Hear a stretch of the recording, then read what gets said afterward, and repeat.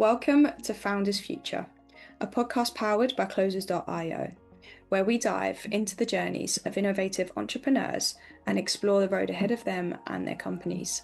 I'm your host, Olivia Salmons, and in each episode we'll uncover the stories behind impactful ventures, the challenges faced along the way, and the strategies driving their future growth.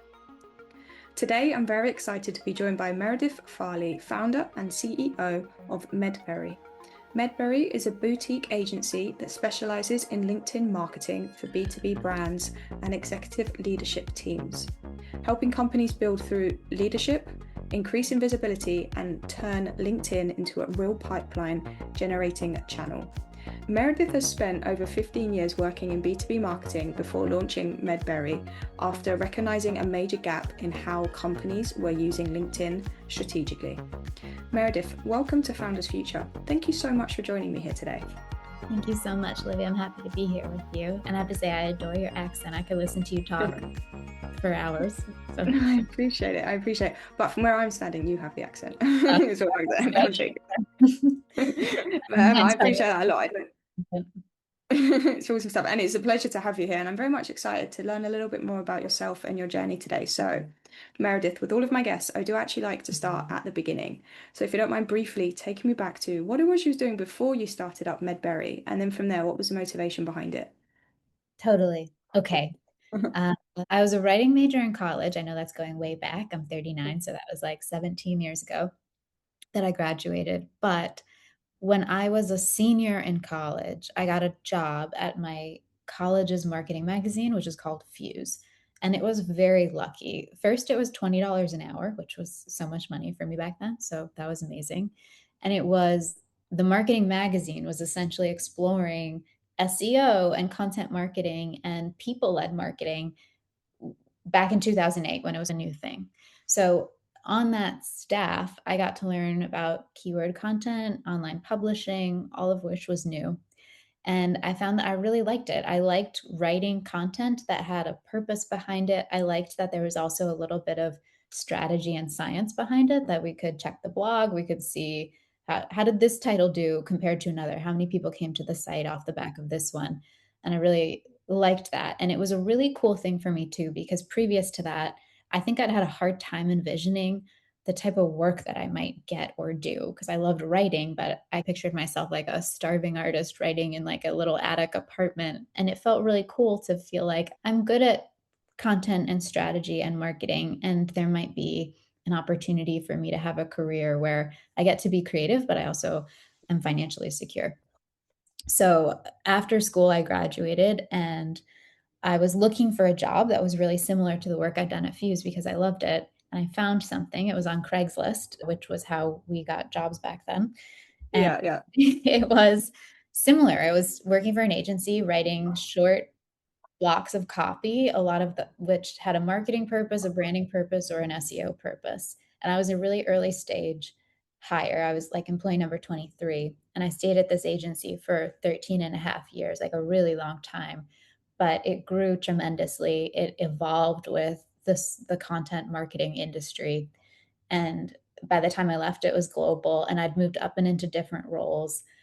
Was a chief product officer for a couple of years, where I was focusing on a small SaaS product, but more focused on productization, process, and structure internally for how we help this big sales team talk to clients about the work we can do and the results that we can drive in a way that translated to the market and made sense and was appealing to them. And then internally, like how we structured up the teams, the processes they were aware of, how we create different types of creative marketing products. And then the last 3.5 years there, I was the COO, and I loved it and it was great, but I was never going to have any equity in the organization. And I wanted to try something of my own. And I felt like there was just a huge white space around LinkedIn, where LinkedIn is an incredibly powerful platform, but you have to know how to use it. And most people don't. And I felt like brands, when I was at the agency, for example, prospects, clients, account managers were often asking questions. They were like, this client really wants to know how can we do more for them on LinkedIn, et cetera. We had a really basic product that was essentially like a number of brand page posts per month. But I did a few special projects and realized when you create content from leaders' profiles as opposed to brand pages, it moved the needle. And it's not, there is a real art and a science to the types of content that performed well. And there were a lot of tools that could help you capture the awareness that you are building by investing in organic content for leaders and pull it down funnel.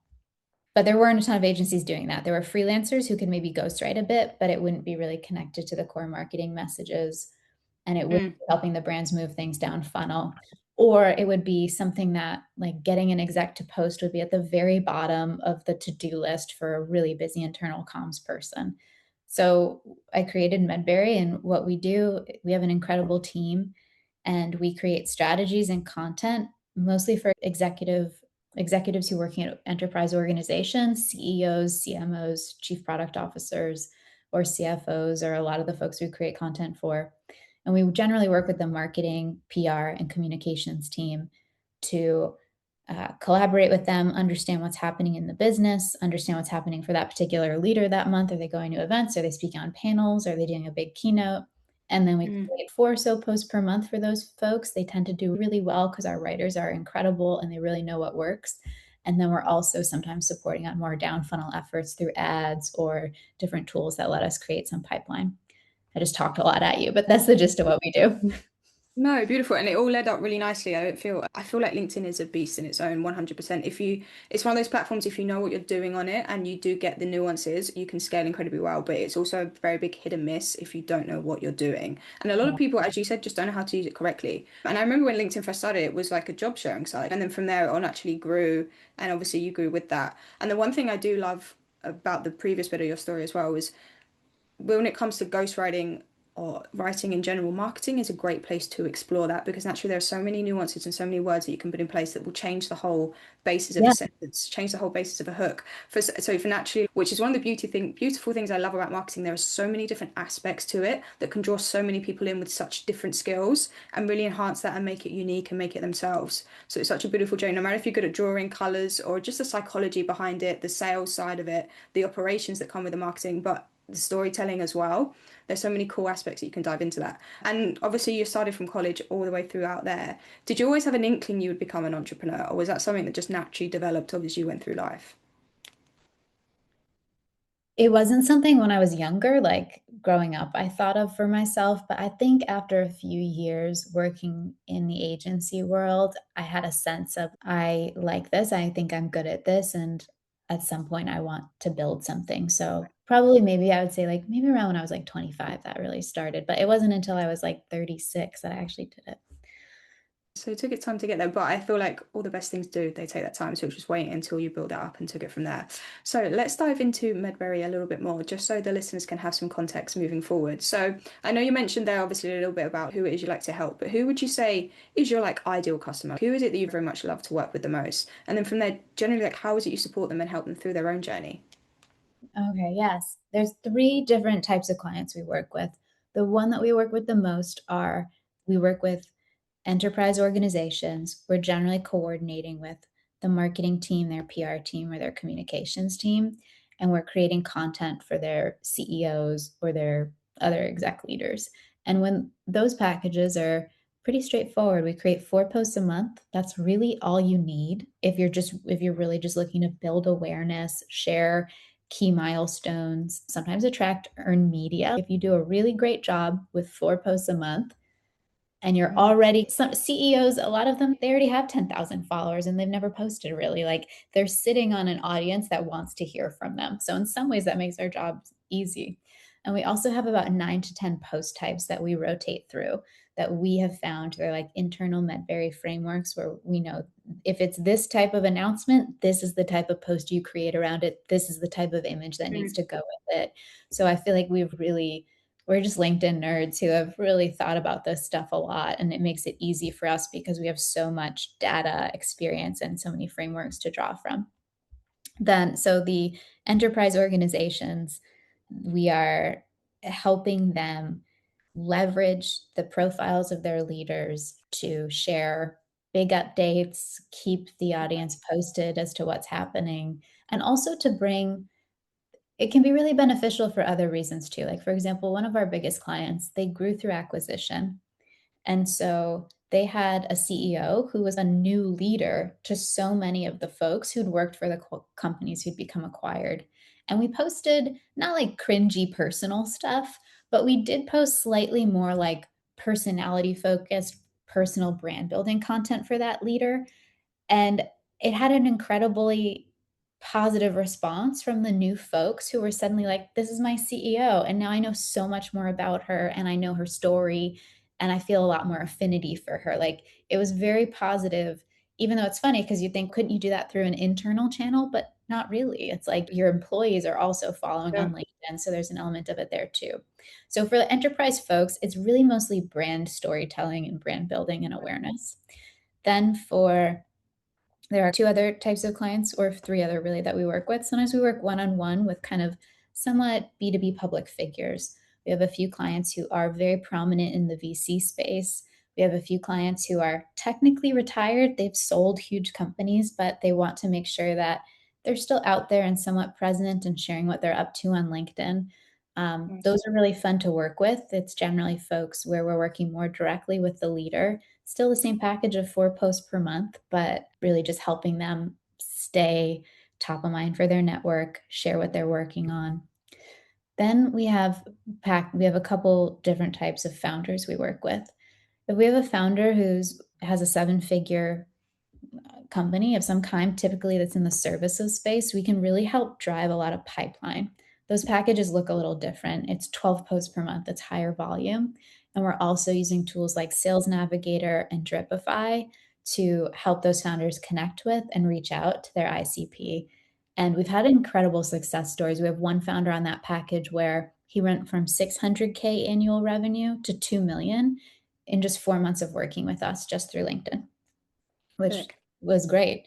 And then sometimes we also help particularly female solopreneurs. We have a small package where we create content for them. We help them share their story, get their network aware of what they're working on, and then also do some outreach via Sales Navigator and a tool Dripify to Cool. get calls booked for them.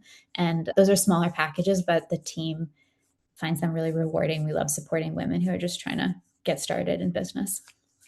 Yeah, that's beautiful. So you very much have a full-rounded service as well, as you say, right from enterprise all the way down to solopreneurs, which is a pretty cool aspect to have. Within the enterprise level, I was really intrigued to say how you say within the organization itself, even the staff members were paying attention to the post, and as you say, building recognition.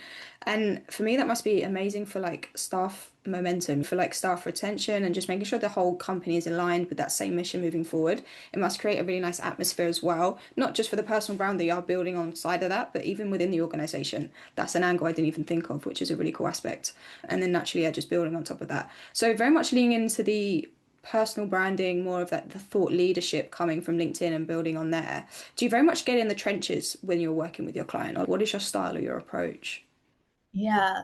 When we first kick off, we generally have 2 meetings. If, for example, if it's an enterprise account, we do a 60-minute download with the marketing team to understand everything we need to know about that brand and their Nice. core messaging, the ins and outs of their product, their goals for the next quarter, year, any important upcoming milestones or events, whether it's like we're hosting this big event in 3 months, or all of our sales team is going to this conference, or we're releasing this big report. So that's like more of the marketing download. And then for every leader that we work with, we do what we call a voice interview, where it's 60 minutes, we record it, and we ask questions about their current work, about their personal career journey, and we ask questions about their personal life. We need to know, do you have a dog that you walk every morning? Are you willing to give us pictures of that? Like, it helps us just get to know them, figure out their voice, and make sure that even when we're putting out things that are fairly corporate, like a report that just came out, that we're doing it in their voice and we're leveraging the fact that we get to speak from their platform. So that really Beautiful. helps. And then we generally, it depends on the client. Some clients we're in really close contact with, we get multiple emails a day from their team of new stuff coming out. Could you guys write a quick post about this? FYI, this is happening in 2 months, put it on the calendar. Or other accounts where it's just like once a month and we check in with them. We're like, hey, what's happening? So really we try to be responsive to the level of collaboration that the client side team needs and wants. Yeah, beautiful. So can you very meet them at their needs, which is really cool, and loads of contact throughout. And even as you say, building their like personal life into their brand must be so great when you are trying to attract customers and use that as a lead gen tool, because naturally trust and authenticity are what people are looking for at the moment. So you're really building on top of that, which is a really cool aspect. One thing I'm very curious to find out is how you go about acquiring your own customers. Naturally, with your experience in marketing, it's a very busy field at the moment as well. Like, what is working well for you and just finding those right people to work with? Totally. Actually, right before this meeting, we had an internal call talking about our like marketing and pipeline. And there are a few things that really work for us. Three. One is our own LinkedIn. So Yeah. myself or on my behalf, every now and then the team posts on my LinkedIn. That really Nice. helps drive.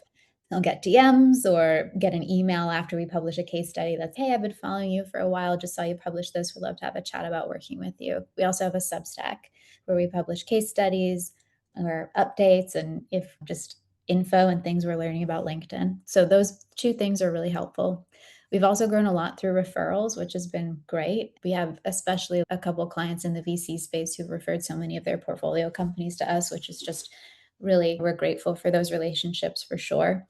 And then also our podcast is something that so many of our clients, they were a podcast guest who became a client, Yeah. or they were a podcast guest, so we were on their radar, and then they referred folks to us, and that's been a really cool relationship builder, and it's something we're doubling down on even more this year. Yeah, beautiful. Naturally, we're connecting now on a podcast. It's a great way for, Yeah. and you do have the double-edged sword. Naturally, if you're having a conversation with somebody and it fits, like, of course, why would you not offer them your services? But you also do get like some great content out of it, and the recognition you can get from hearing somebody's voice is so big nowadays. So yeah, very much leaning into that is a really cool aspect. And naturally, practicing what you preach on LinkedIn just shows that the stuff you does worked. And then kudos when the referrals do come in as well. It's just a nice kind of train. Do you run any form of advertisements or anything across LinkedIn or platforms, or is it just very organic with what you put out?